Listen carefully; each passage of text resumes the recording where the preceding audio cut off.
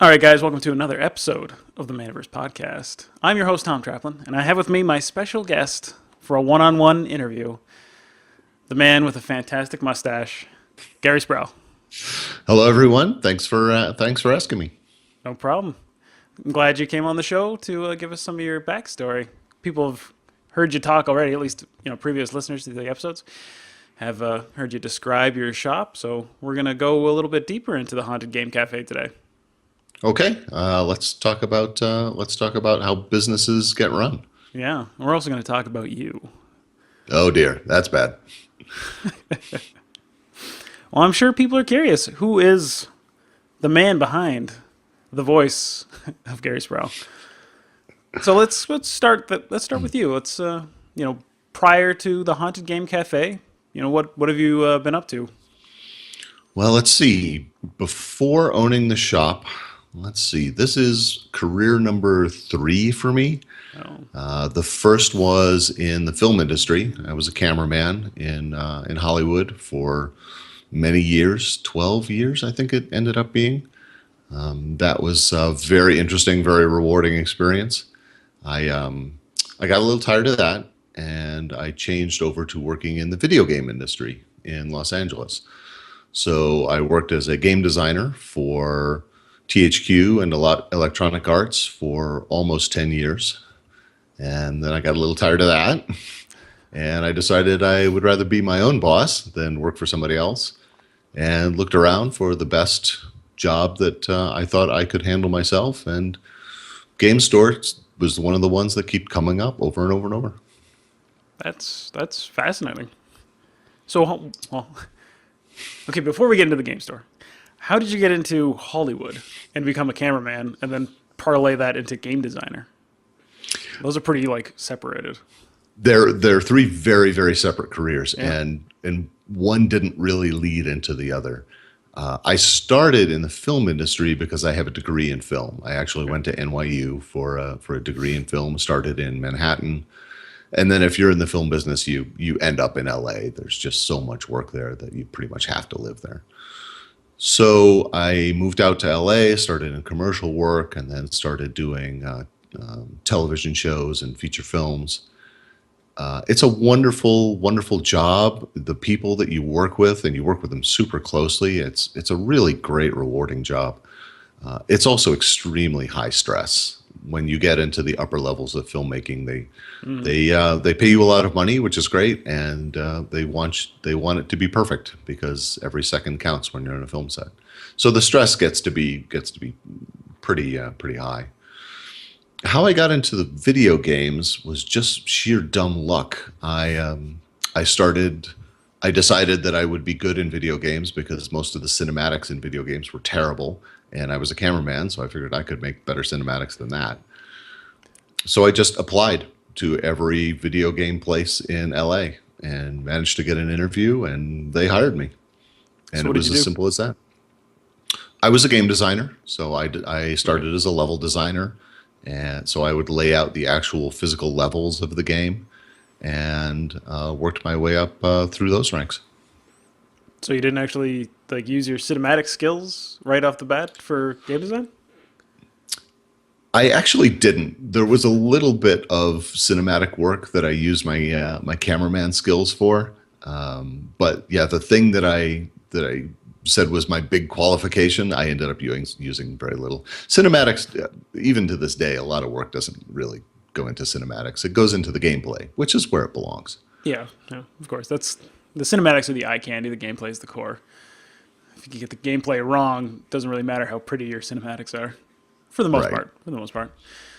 So I had a pretty steep learning curve about learning about game design and learning how all the systems and all the parts of games work together. But it was great because I was able to start something completely new and really learn a lot of new things. And I found that I like that. I like to be able to, step into something and say, I don't know, teach me, tell me how this works, and learn new stuff. It's incredibly rewarding. Yeah. And it's helped with starting a game store. It's nice to be able to go, I don't know how that works. Tell me, right? And to go to other game store owners and go, you're doing this really well. I'm terrible at it. Please tell me how you do this. Teach me. Yeah. Let me learn something. It's great. And I love that attitude because I share it, lifelong learning, that's very important. And that's kind of the whole reason this thing exists, that we're doing this podcast. So got to impart some wisdom. So when you went from THQ and EA and you decided, I want to do something my own, I want to be my own boss, how did that transition go? Like, did you go the traditional route where you're just kind of like, oh, I'm going to save up some cash and I'm going to start a game store? Or was it like, did you try other things and consider other possibilities first? I considered lots and lots of other possibilities before I started the game store. I did business plans for 2 or 3 other businesses. Obviously I did a business plan. Well, maybe it's not obvious, but yes, I did a business plan to start my game store, and you should too. I agree. Because they are absolutely essential. It doesn't seem like it's very useful when you're doing it, but as you start discovering more and more things, the business plan will show you surprises, and it will help prevent surprises. And in business, surprises are bad. There really are no good surprises. So the business plan helps you find those gotchas. Yeah. You don't usually find out that, oh man, I overestimated and it's half as expensive. That's great. No, it's usually the reverse. No, it's the opposite. It's the opposite. Oh my gosh, a sign costs $3,000. Oh my gosh. Yeah, there's a lot of things you find out in the research. I was in a pretty good position at the time. I had quite a bit of money saved up, and remember, this is the age before Kickstarter, which strangely has become the vehicle for raising money for game stores. So I was in a position where I saved up enough money, and my wife and I both wanted to leave Los Angeles, so we were in a position where we could move anywhere in the country and start any business we want. So let's have a genuine heart-to-heart talk about where we want to go and what we want to do. So how did you end up with the Haunted Game Cafe? What drove you to that? To the theme, or to how it's built out? Well, to the game store. Like, why a game store out of all the other possibilities? And then also, like, why where you are? Like, why your location? I finally decided on Game Store because it was the one business plan I couldn't stop working on. It was the one thing that I felt that I could reasonably teach myself. Most of the other plans that I had involved some degree of manufacturing, which was so outside of my field of experience that I would have needed an expert to come in and teach me. So that was the plan that I kept coming over and over, and then I just stumbled upon the Games Manufacturers Association, which is called GAMA, and they had a long series of educational recordings that other game store owners had done. So I started listening to those as podcasts, and there's just a treasure trove of information from game store owners that owned multiple stores and had been doing it for years. So that was basically the equivalent of having a mentor, is listening to these recordings from the GAMA seminars and having just this amazing wealth of wisdom. So that was the reason I decided Game Store was the best thing to do. And right about then, people were starting to talk about the game cafes that were happening in Asia, mostly in Korea, some in other parts of Asia. And there was quite a bit of interest of people going, wow, so you have a cafe in a game store? And I decided that I'd always have a deep love of coffee. I'd always been a coffee geek for years. So I decided that was something that I could comfortably include in a game store plan, was adding a coffee house, because it felt very natural to me. I understood coffee. I understood what it required. It wasn't this out of my comfort zone area. It was just very natural. So from the beginning, the business plan included a cafe as part of the game store. Okay. So why your location then? Like, why did you, of all the places in the U.S. that you could have potentially set up shop, why where you are now? Picking our location took a lot of research. Not only did I have to find a place with the right demographics, but I had to find a place that we would actually enjoy moving to and raising a child at.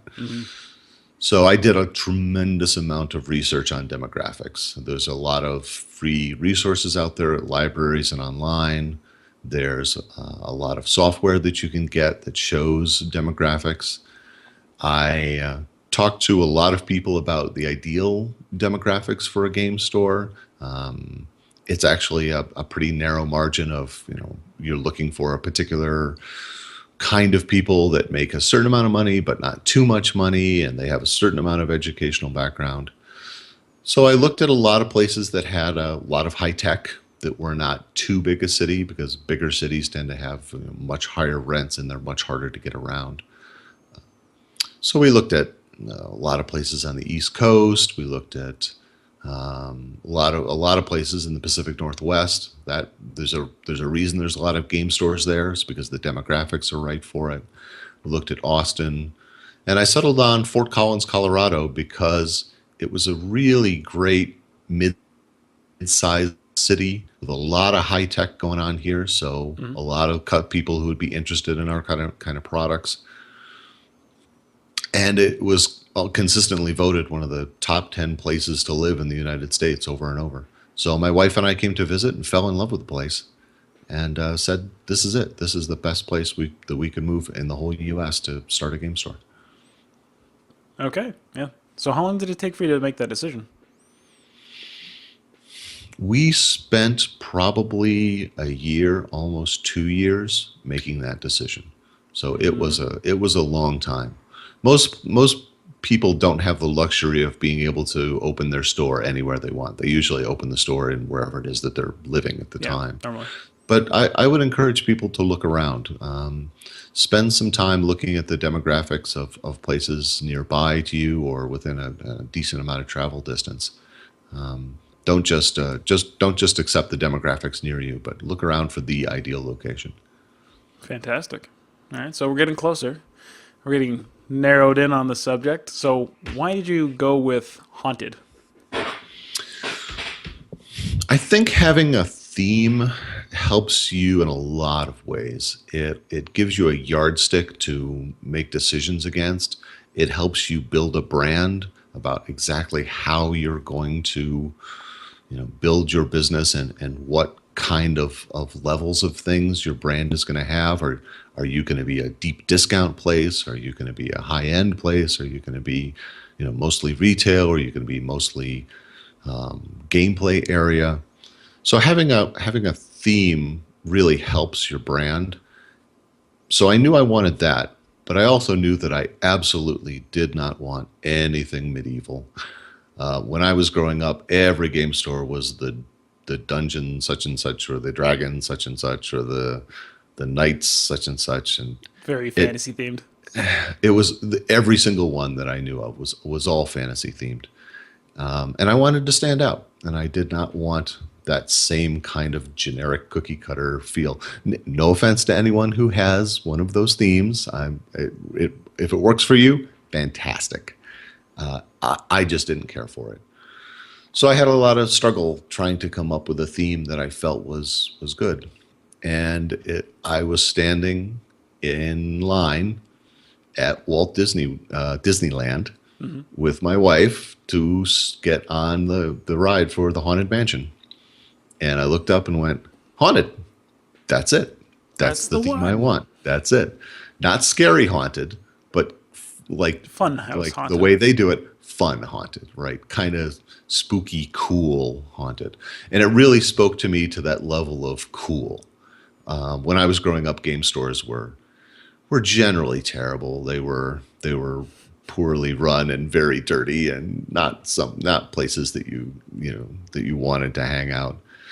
I mean, most of the gaming that I did when I was growing up was in the basement of the game store, Yeah. which was not a finished basement. It was just the basement.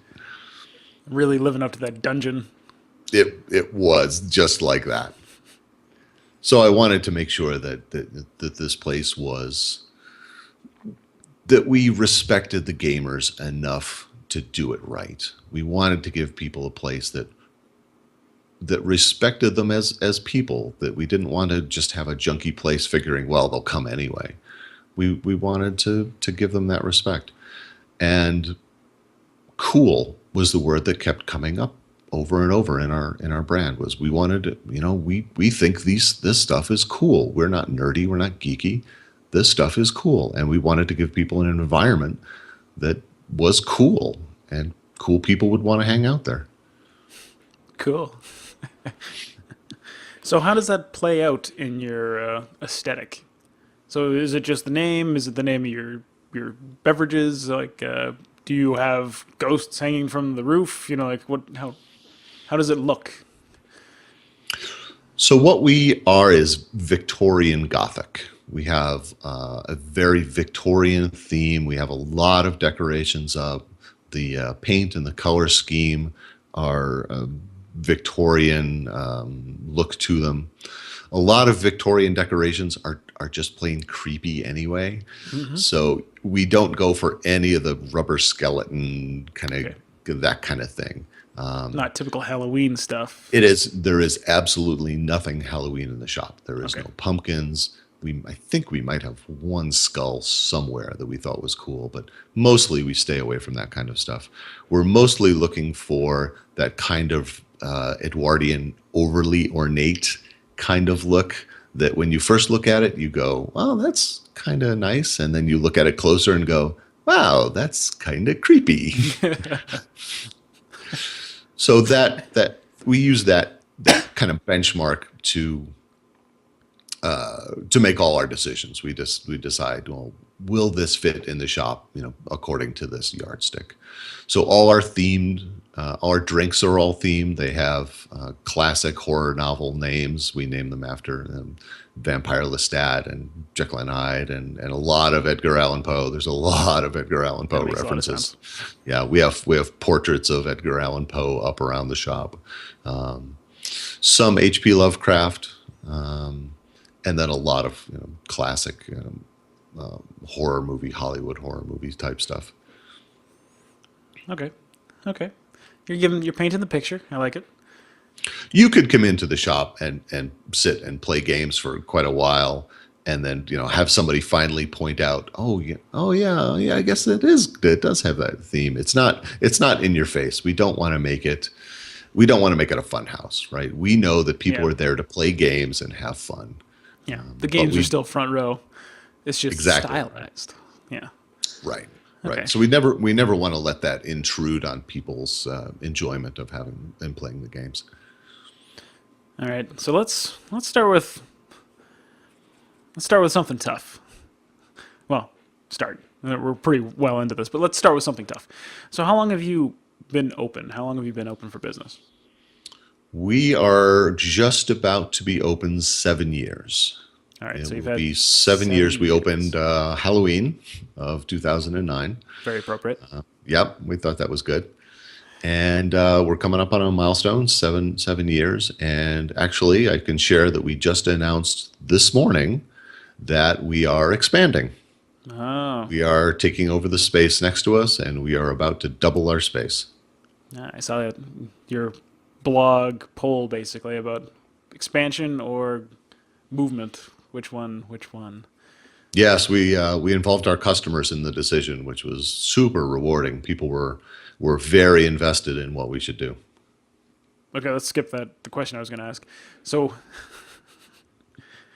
that was a good move on your part. You put out the decision that we were thinking about doing this. We're either going to expand or we're going to move. And the feedback you got from your customers, did that sway your decision, or was that just more informing the fact that you made the right decision? To be honest, it mostly informed that we were on the right track. But it was very interesting to read the opinions of people who felt that we should do something different. And we're not going to discount that information. We'll take all that information about the people who said that we should move to a second shop or open a second shop. So we'll keep that information on file for in the near future when we think about what our next steps are going to be. Great. I definitely like the idea of getting feedback from your customers. Not every opinion that they're going to have is going to be worth listening to, but there's a lot of value in asking them what they want for sure. There was a lot of people wrote, several paragraphs of, what they felt that we should do, and a lot of it was very well reasoned out, and they'd put a lot of thought into it. So there was some very interesting reading. Yeah, well, the customers for game stores are pretty special, I think, in a lot of ways compared to other businesses. They get very invested in their shop, right? Like the people who will like come out 3 times a week or something and spend hours at your shop. They become your regulars. They become people that you get to know. They start to see your business almost as like their place to be. So I can see how they would Yeah. have some strong opinions as to how the direction you should go in the future. And they do have a much better insight into the day-to-day operations of how events actually feel to participate in. We know how it feels to run them, but it's another thing to physically sit in the seats for an hour playing whatever game you're doing, and then move to another location, and where am I going to put my stuff while I'm playing this? And oh gosh, the aisles aren't wide enough because all of a sudden everybody's getting up and moving to a new table. Yeah. And yeah, we don't experience that as much as they do. So their insights about how those kinds of operations is super valuable. Yeah, getting a customer's perspective rather than the owner's perspective. It's hard to take yourself out of your own shoes and your own position and like really see it from their side. So yeah, no, I really like that. So let's go back to the question I was going to ask before. So you've been open for 7 years. What is the biggest obstacle or mistake that you've made in that time? Like it's the unhappy stuff first. What was the toughest thing? The toughest thing about being open that long, I would say probably dealing with the scaling up. It's When you're running a small business, it's easy to fall into a routine of doing certain things on certain days, and you know that things cost a certain amount and things take a certain amount of time. But things are scaling up, right? The business is getting better. Business is getting more popular. You're selling, your inventory of games is growing. The number of events you're doing is growing. So your methodology of how you're getting things done very quickly becomes outdated. So you get onto this kind of treadmill of, why am I not getting my work done? I used to get my work done. Why am I not? Well, it's because your methods are not staying up with the scale of the business. So if I had to do it over again, I would recognize that. I would have hired a manager much sooner than I did. I would have started putting in place systems that scale much easier than they do now, and try and remember that the amount of work you're going to do is going to go up a lot. So at what point did you have to hire a manager? I hired a manager, I believe, oh gosh, she's going to kill me, but I think it was 2 years ago, but it should have been much, much sooner. I really, really needed the help. Okay. And when you mean scaling, do you mean just employees, or do you mean like just like there's just more of everything that you have to do? More of everything, absolutely more of everything. It becomes necessary to hire more employees. It's always a difficult decision to do because you're nicely profitable at the amount of employees you have, and to hire another one means you're cutting into that money. But you can clearly see that the employees are overworked, that they're having to do too much, that they're being asked to do too much. But it's everything. It's the amount of accounting that you have to do. Small business owners often can't afford to farm out their accounting. I still do a lot of it myself. I do farm out some.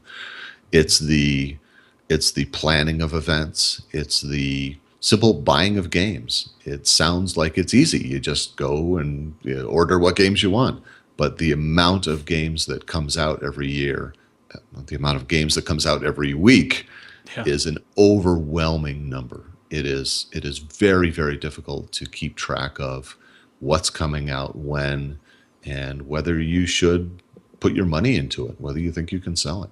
Yeah. I think times have changed when it comes to games in general, not just board games, but card games and everything, the LCGs didn't exist before a few years ago. There's so much it's almost been like a renaissance for games that we've gone from, 10 years ago, there was like the core stuff, like Magic was still around, but there wasn't a huge number of competitors to Magic, whereas now there's lots of games that you could potentially run and do events for, and then like board games alone it's a nightmare. There's just the number of board games is just staggering. Yeah. It really is. And if they were all lousy, it would be an easy decision. Yeah. But they're not. Yeah, they're all good. A lot of them are what we would call perfectly good games. They're not badly designed. They've got nice art and they're designed competently and people want to buy them. So you can't just disregard some of the games from the smaller publishers. In fact, some of the biggest hits come from the smaller publishers, and you really have to be aware of when that might happen because they're more likely to become unavailable fast. So the smaller publishers might have a hit on their hands. You really want to make sure that you are doing your homework and that you can see when that's going to happen so that you can stock up on that, because you won't be able to reorder them. They're going to be out. Cards Against Humanity? As an example, or? As an example. It originally started out kind of obscure and then got to the point where people could not buy it if they wanted to. Right. We came into Cards Against Humanity a little bit after that because it was a Kickstarter, so it wasn't quite on our radar. And then we were lucky enough to be contacted by them to become one of their direct retailers. So we're one of the very, very, very few retailers that's allowed to buy Cards Against Humanity wholesale directly from them and sell it direct to the public. Have you ever played the game? I think it's a very popular game. Fair enough. It's a party game. Party games sure. are going to appeal to people who want to have a good time. And I'm a grognard. I'm an old-fashioned war gamer who likes, chits and hexes and things like that. So it's not my cup of tea, but the people that buy it from me are thrilled to get it, and they have a wonderful time playing it. Yeah, if they want it,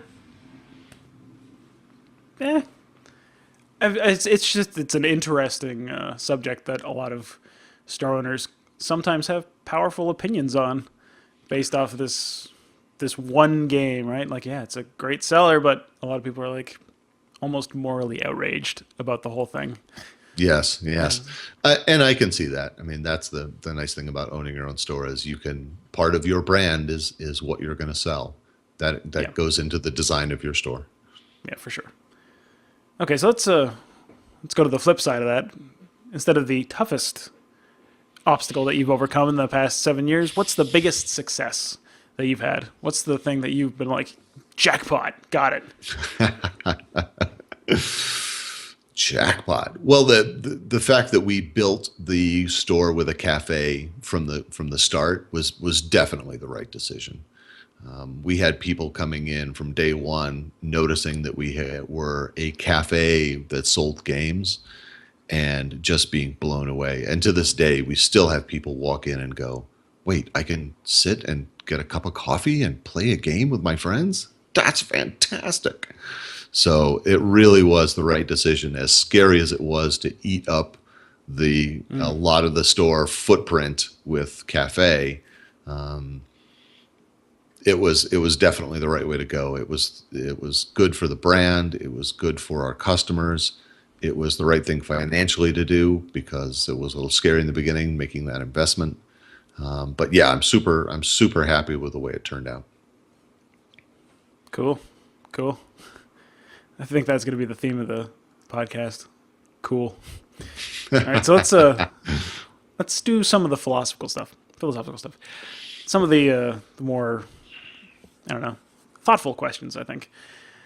So the way I have this worded is many have tried and failed in this business. There's a lot of people who have, come and gone, game stores that have opened and then shut down within 6 months or a year, like they just disappear, right? Yes. What do you think sets the winners apart from the losers, the ones that don't make it? Like, what is the main difference? Wow, that's super hard to do because a small business can fail for a ton of different reasons. The biggest one is undercapitalized. You simply don't have the cash in the bank to weather those slow sales, those times. And when you don't have that cash flow, you start cannibalizing your inventory. You start selling things at a discount that you probably shouldn't be selling them for, and you don't really have the money to buy more inventory because you're putting it into rent or employees or whatever it is that you're putting into, and then you get into a death spiral. If you don't have things on the shelf, you're Not making any money. You're done. Nothing to sell, right? That's right, exactly. So that's a big part of it. What was rephrase the question for me? Why do things What do you think fail in the first? sets apart the stores that take off after that, like first or second year? They hit the point where they're flying on their own, making sales. It's fine. Versus the ones who kind of just go then crash. So like undercapitalization, that's definitely a factor for, I don't know, probably 80% or more of the stores that don't quite make it. But is there any like other structural things like choice of the products or location or anything like that that you think really contributes to the success or the failure? Unfortunately, it's all of those things, and you can never quite be sure, what it was. But yes, absolutely, picking a location, the design of your store, I think plays a huge part in it. You need that word of mouth right off the bat. You need people coming into your store and either going, "This is great," or often just as important, you need them coming in going, "I have a friend who would love this."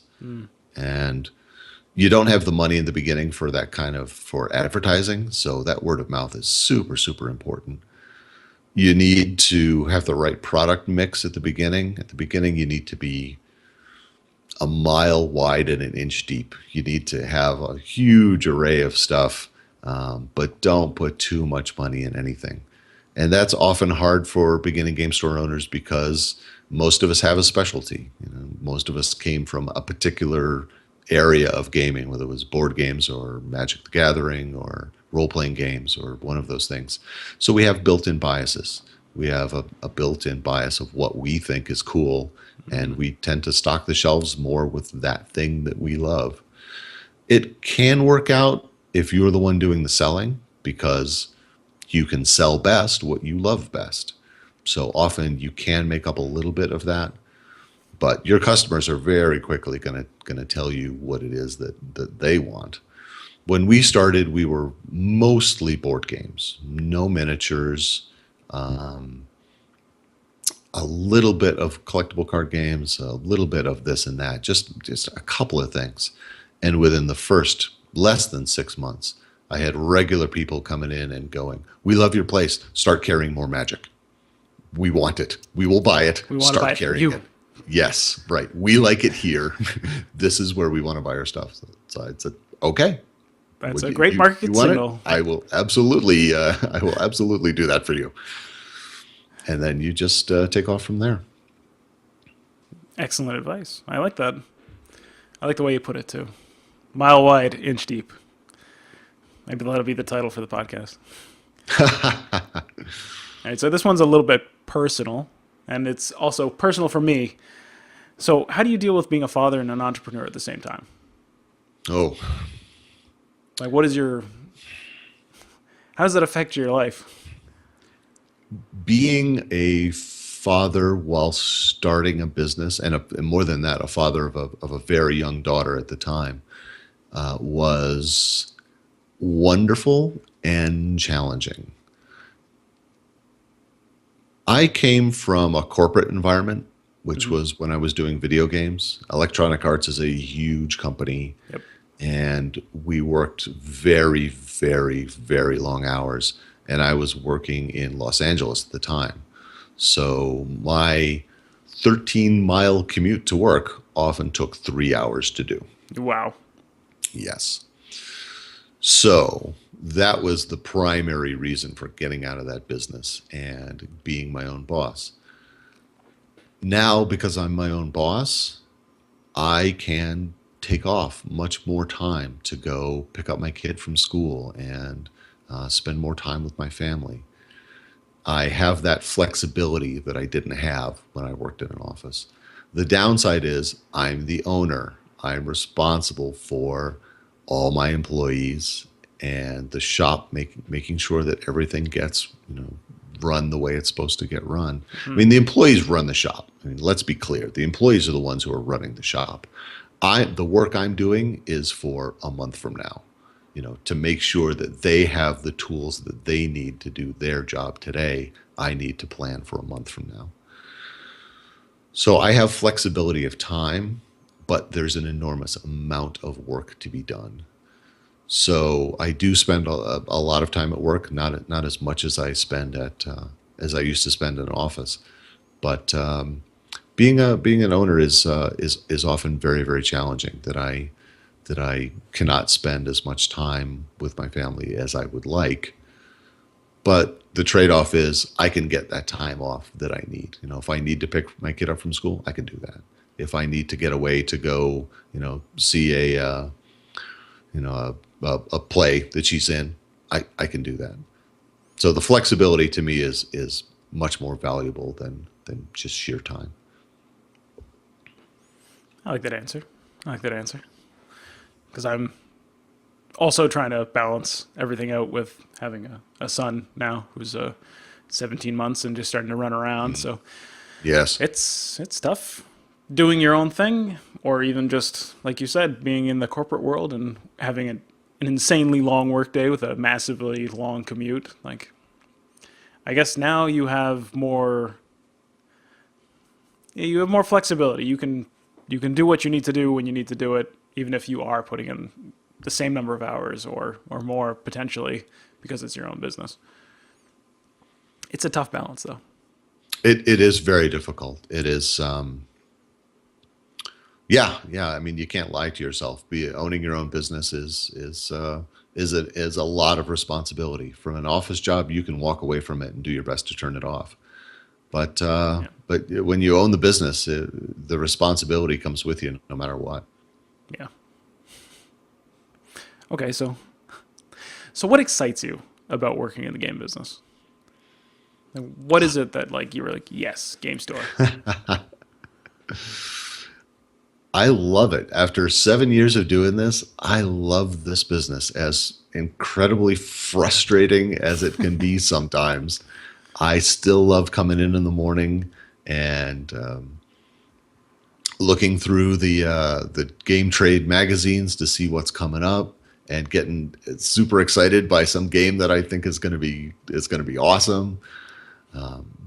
I love my customers coming in and telling me about something that they did with a game, or that they bought a game and they're telling me about the scenario that they did and that they were super excited by. I love working with my employees who are even more excited by games than I am. It really is a great business. The people that you're talking to and the work that you're doing is just, it's challenging enough to keep you interested, but it really is. It's just a lot of fun. You can definitely feel the passion that you have for it through your voice. So I like that. I love my job. I really do. I mean, I complain about it a lot, but I love doing what I'm doing. And how many people can really say that? I'd say not many. Not many. Not many. Not many. Okay, so this is a question that I've asked pretty much everybody who's been on the podcast at some point, and it's sometimes difficult to answer because it's different for everybody. But the question is basically, what does success look like for you? Right? So what is success in the Haunted Game Cafe? What does that mean for your store? What would that look like for you? We've talked about this a lot in amongst other retailers about what is success to you. Is it making a certain amount of money? Is it having a certain amount of time off? Is it having a certain number of stores? Is that success to you? And it really is a very personal thing. I can look at another game store owner and think, wow, you could be doing better. But they're 100% happy. They are completely satisfied with where they're at. And I absolutely cannot be the judge of their success. Only you can be the judge of your own success. So for me, time. Time is absolutely the most valuable thing for me, to be able to be in a position where I can spend time with my family and go out and learn new things. I would love to be able to have the time to go, learn new things to help me in my business, or just learn new things entirely. That's probably the biggest success factor to me, and making sure that the shop is running by itself well enough that that I know that the employees are going to be taken care of. One of the things I've been working on lately is a succession plan. If I was ever to have to step away from the business, would it keep running, and how would it keep running?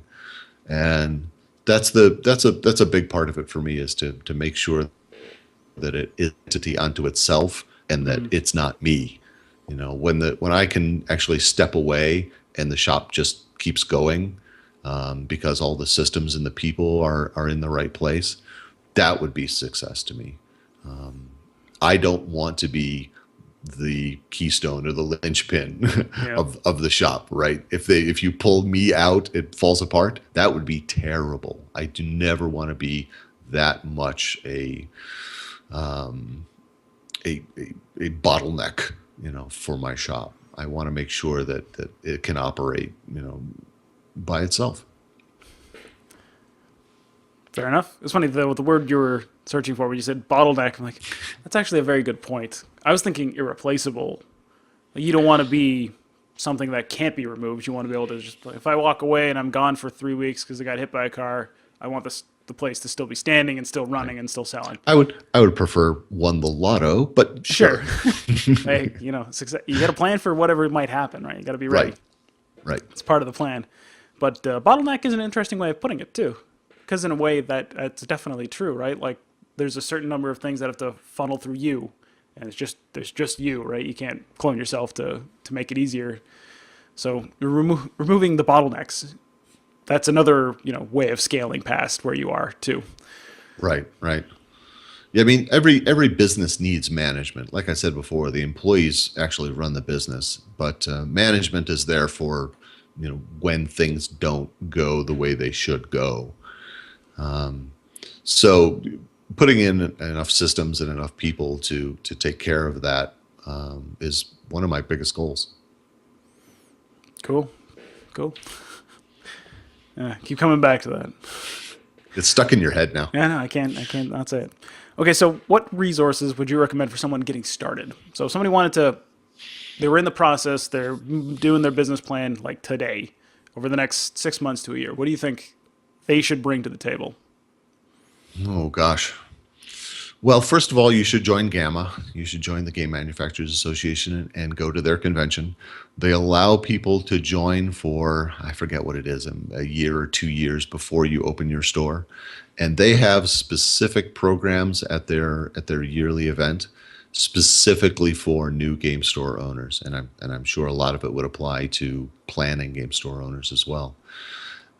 You'll meet a lot of retailers, and a lot of them have a tremendous amount of experience. And perhaps even better than that, you'll meet very, very different kinds of retailers. You'll meet people like me who are all about the design and the experience. You'll meet people who are all about sell. It's how get it for the cheapest that you can and sell it for the most that you can. And you'll meet people that are all about events. Right? I know game store owners that do 2, 3, 4 events a day, and that's what they love, and that's what they're good at. So game store is not this one cookie cutter style thing. There's 2 dozen styles that can be successfully run. So talking to other game store owners who have a similar mindset than you, I mean, think about what skills you bring to the table, and what kind of feel and look and store you want to run, and find someone who's doing something similar to what your skill set is. That would be a huge thing. Like I said, demographics. Demographics are a huge thing. Go to your local library. Often, bigger libraries have a researcher there who can help you, do that kind of research. Podcasts like this are just incredibly valuable for some of the nuts and bolts stuff. I'm having a hard time thinking about anything else. Business classes. If you haven't run your own business already, the small business administration or the local places, your city, almost certainly any decent sized city, is going to run classes for basic entrepreneurs, basic bookkeeping, basic your legal standing, whether you should be an LLC or in a corp, and the differences between them, the basics of insurance, the basics of taxes. The city is always anxious to give you a little class on how to pay your sales tax.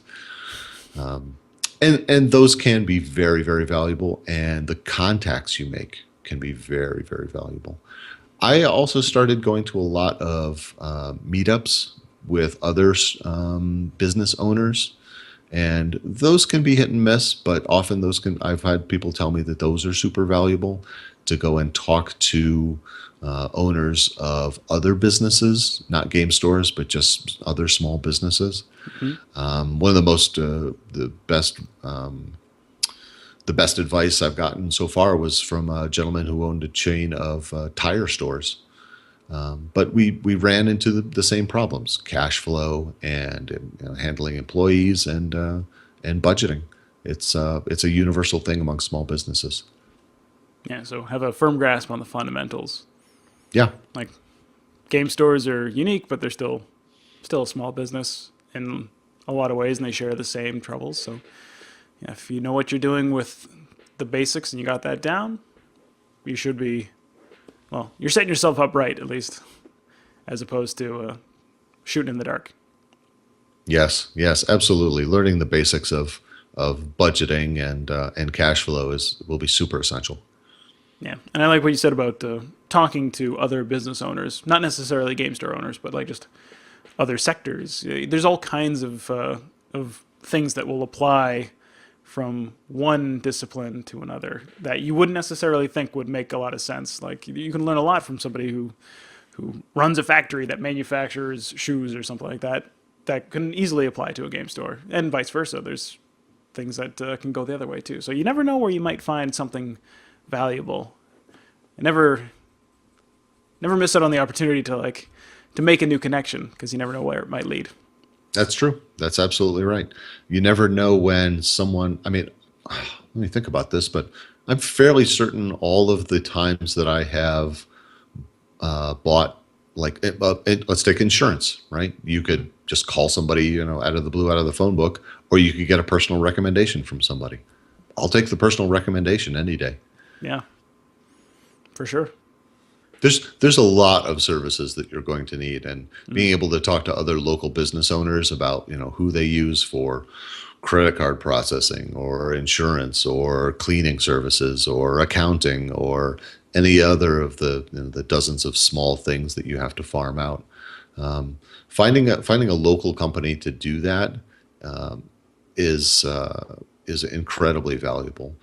Payroll, find a local bookkeeper or a local company that can help you do the payroll, because that's not something that unless you're an expert at it, it is not something you're going to want to try and do yourself, because the consequences of screwing it up are tragic. Yeah. Tragic. That's a good way to put it. Yeah. Don't want to piss off your employees by, I forgot to get paid this week. Sorry. Don't have the money. That's a shame. Yeah, it doesn't really go very well. Plus, if you don't pay the proper taxes and the proper insurance, they will shut you down. Yeah. Yeah, government wants their money. All right. So if you had to start over from scratch today, is there anything you'd do differently? That's a good question. I think I would have started putting money away sooner. A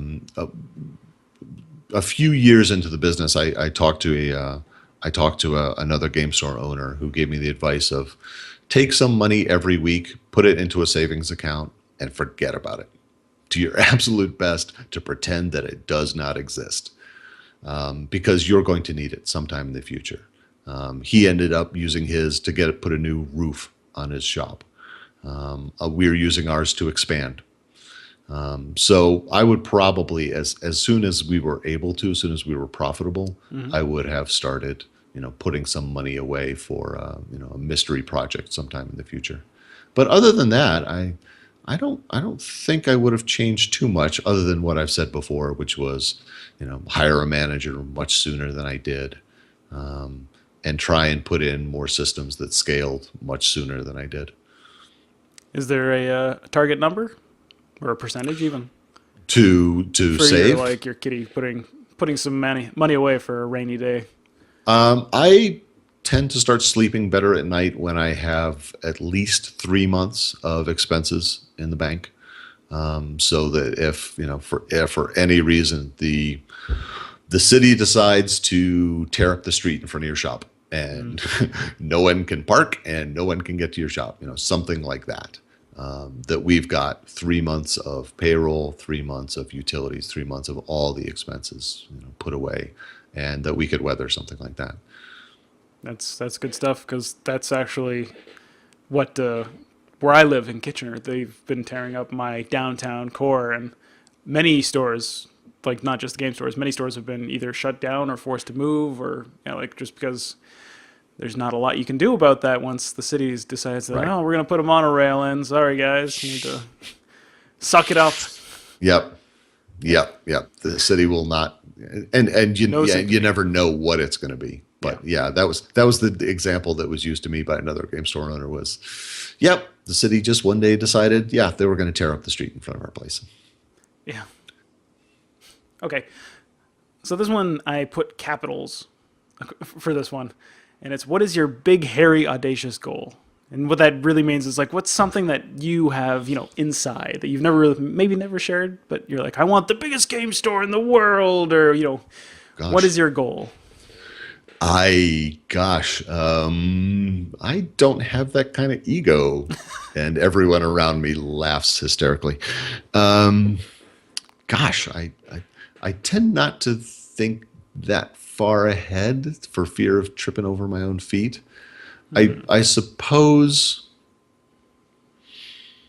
I just want to make my store as comfortable and intriguing as I can.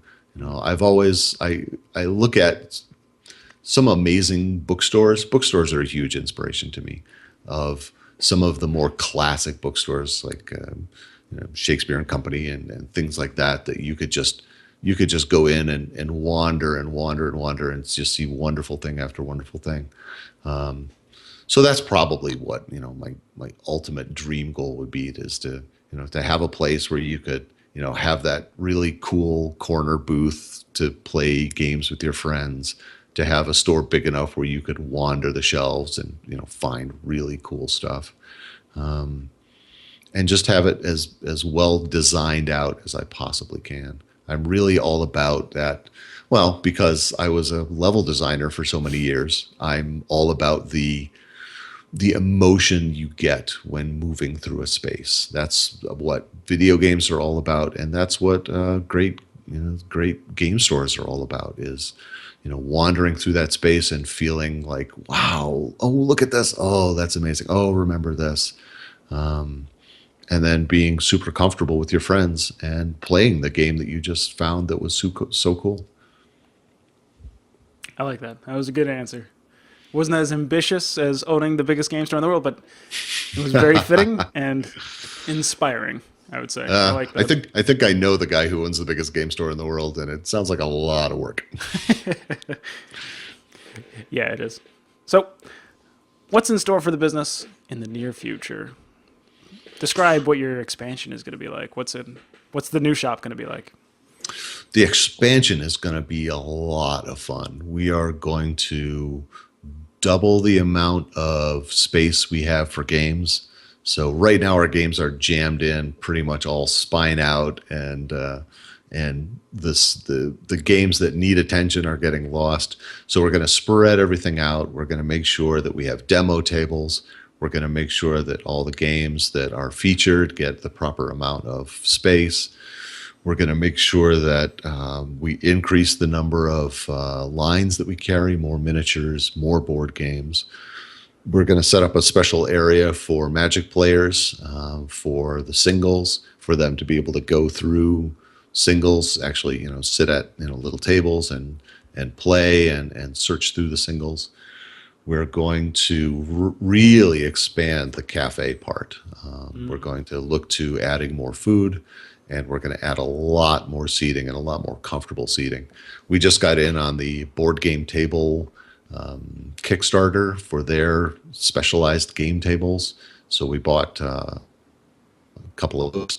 So we'll have dedicated board game tables. We'll have tables that are designed specifically for two-player card games like Magic that you can draft at and then play at against your opponent. Cool. Miniatures tables, booths big enough for role-playing groups, so that they'll have their own little, not semi-private, but kind of booth enclosed area where they can play their games. It's a super exciting time. We've spent a lot of time working on possible floor plans, and it's always exciting to think about. Well, gosh, we could do this. We could add that. What if we had a painting station? What if we had a role playing area? What if we had a podcast area? What if we live stream things? What if we have like a little area that we can do interviews with people? It's a lot of fun to plan out these things. Yeah, the level designer is really coming out, huh? I'm afraid so. No, that's great. Okay, so are there any closing thoughts that you want to share? Anything that we didn't talk about that you really want to talk about? I don't think so. I think we did a pretty good job getting out most of the details. If you're thinking about running a game store, do your homework, but follow it through. It can be very rewarding. We've been around now that we've seen customers come in the early days, meet others over games, end up getting married, and now they're bringing their kids in.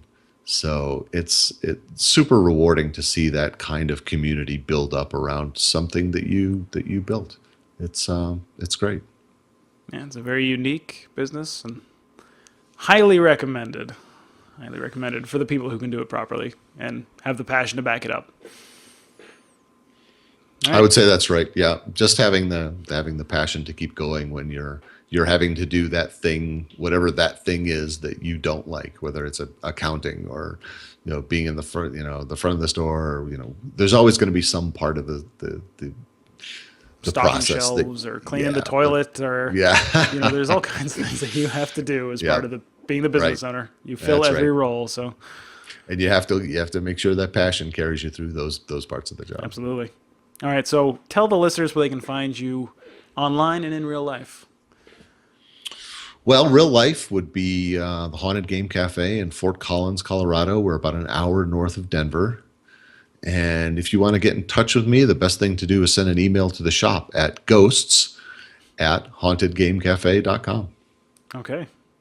Any social media you want people to take a look at, or just the email? That's fine. I think the email is fine. I try to stay away from social media when I'm not working. Fair enough. It can be a black hole if you're not careful.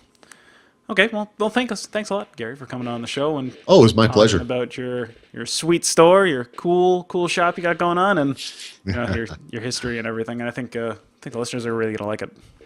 That's great. So check out our website if you want to see photos of the shop, and send us an email if you have any questions. And we will include some of those links that you mentioned, the Kickstarter, some of the other resources in the show notes as well. So if you, I think the Kickstarter for the board game tables is over, but that's a shame. But yeah, we'll bring it up anyways, just so people can see what they could have gotten. Oh, just to taunt people. Just to taunt. Okay, well, we will talk to you next time, guys.